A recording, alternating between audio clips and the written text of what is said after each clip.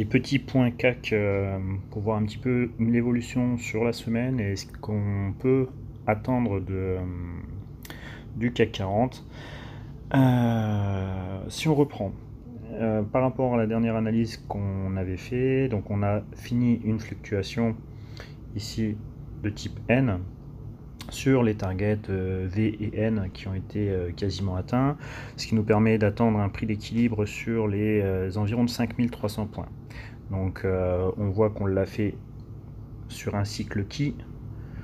Donc ce cycle qui s'étant terminé, on est arrivé sur une phase corrective. Donc par rapport à cette phase corrective, on a tracé les lignes ici, ce qu'on appelle des lignes de prédiction corrective. Ces lignes de prédiction nous donnent une indication par rapport à l'évolution de la correction. Donc on est toujours sous cette influence corrective. On est à deux sets, donc deux cycles de 9 périodes qui ont été réalisés correctifs. Pendant cette période, ce qu'il va falloir qu'on évalue, c'est justement le Kinkoyo. Aujourd'hui, le Kinkoyo reste un Kinkoyo haussier, avec une Shinku ici qui n'a pas encore inversé ses prix, et la réaction sur ces prix qui va être intéressante de regarder. Donc on a vu qu'on a atteint déjà par anticipation le prix correctif de la première zone, donc ici, on voyait également que c'était une zone support pour la Shinku, et on a bien eu une réaction. Alors cette réaction haussière qu'on a eue, c'était le week-end dernier, enfin la semaine dernière. Et donc maintenant, est-ce qu'on va continuer la correction ou alors on va repasser sur un courant positif pour pouvoir jouer cette fluctuation là. Donc pour le moment, c'est pas encore défini et décidé.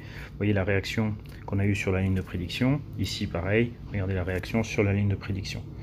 Donc maintenant, ce que nous on s'attend, c'est toujours un prix d'achat sur les environs de 5300 points. C'est une zone qui nous intéresse.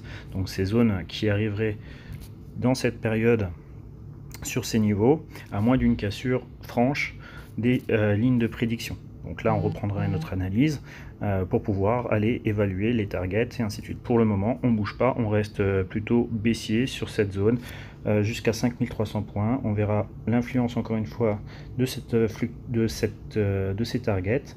Et ce qu'on peut observer pendant le début de semaine, c'est vraiment l'inversion du Kinkoyo ou pas, et l'inversion de la Shinku ou pas. Voilà les zones qu'il faut surveiller sur le début de semaine pour savoir si on continue à entrer en position ou pas à la hausse.